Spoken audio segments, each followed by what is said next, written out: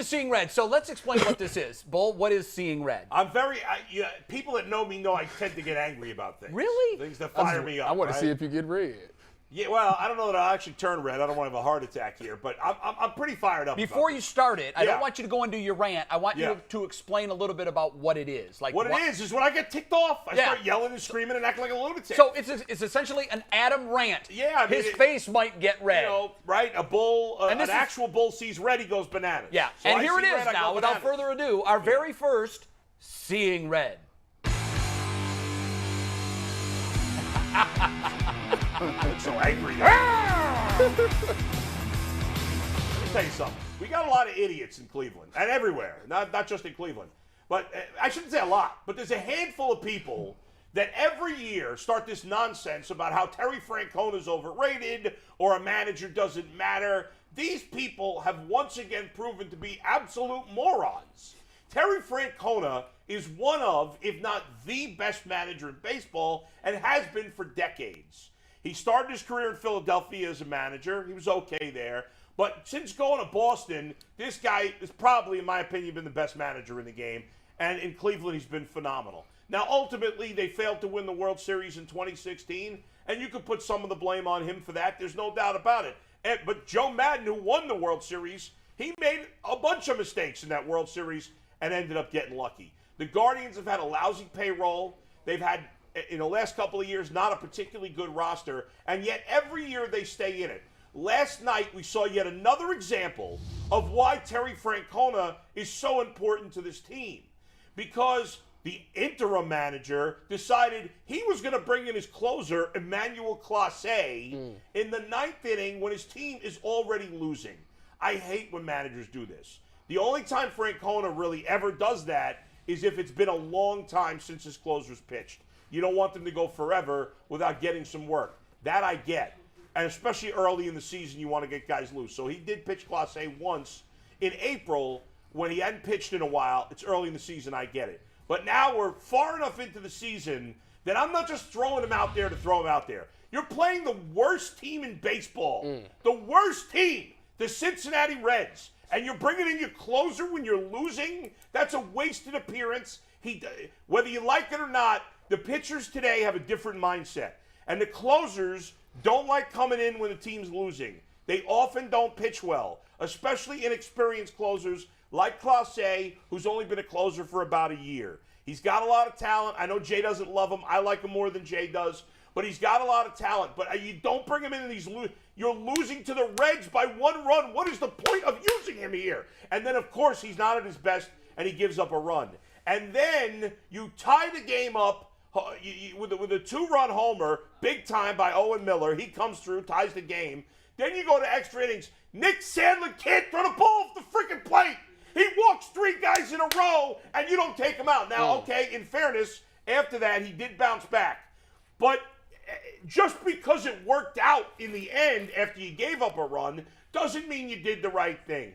Francona would not have handled it that well. I can't. If you got to walk 3 straight freaking batters and walk in a run like it's my Little League team, I can't have you out there in a big spot. How he left him in, again, he got lucky and they didn't give up any more runs. He did bounce back. But you can't do that. And I think they showed inexperience in the manager department. And that's I got a huge problem with that. And that shows you once again. I don't care what I love analytics. I believe in analytics and the use of them. But sometimes it gets overstated how they try to downplay the manager's importance.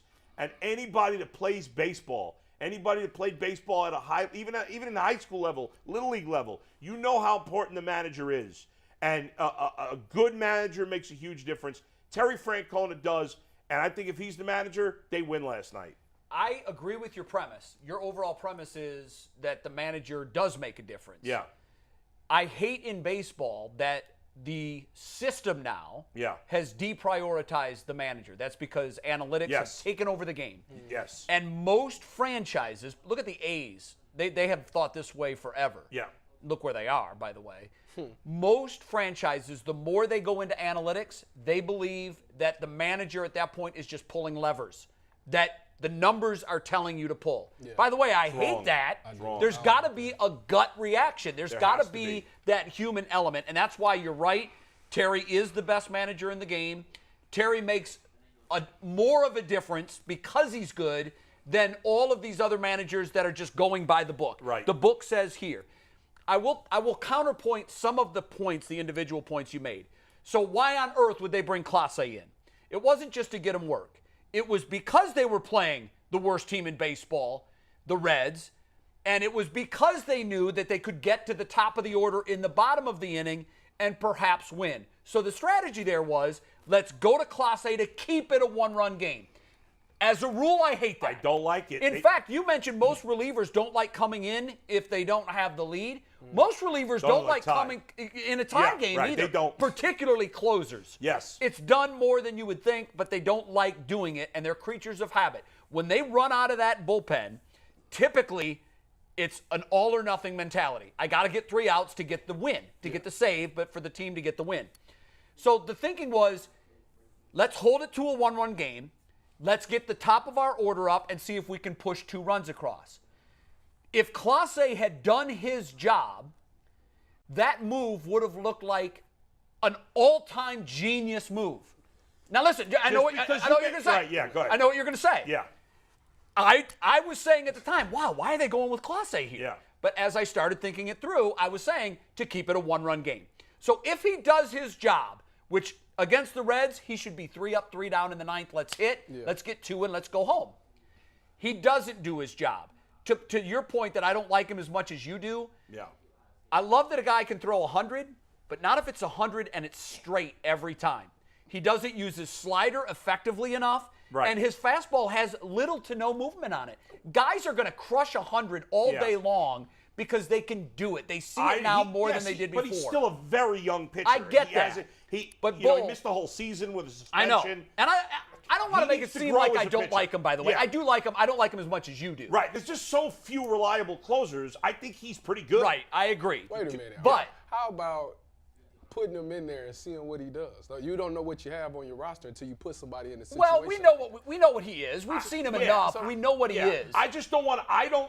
If I have other guys in the I know in that situation, unless I score 2, which they did, but most of the time you're not going to score 2. No, I know most of the time. Then I'm going to need another reliever anyway. So put that guy first. We have the benefit of the results when we have this conversation. Right, but I was saying it beforehand. I was too. Yeah. I was second guessing it. Yeah. I'm like, why is he doing it? And then in the moment, I'm saying, oh, I get it. He wants to keep it a 1-run game. What I'll say is if Clase comes in and goes 1, 2, 3, and the Guardians hit, and Owen Miller still hits that 2-run homer, that's a walk-off. And you know what we're talking about right now? Yeah. Unconventional, but crazy like a fox. But if you don't trust Sandlin and some of these other guys who have pitched well out of the pen generally to be able to hold the Reds to 0 in the 9th, then where you going anyway? I know. And to your Sandlin point, if you're close and late and you're a reliever and you walk 2 guys on 9 pitches, goodbye. You don't get the third batter. You're right. Yeah. So I was furious that he had 2 walks in a row. But when they left him in with the bases loaded, I said, well, what do you think he's going to do now? Yeah. And so, again, we have the benefit of the results, but in real time, you and I were texting back and forth, and we were going crazy. I know, so Why is he in the game now? So that was the bigger problem that I had.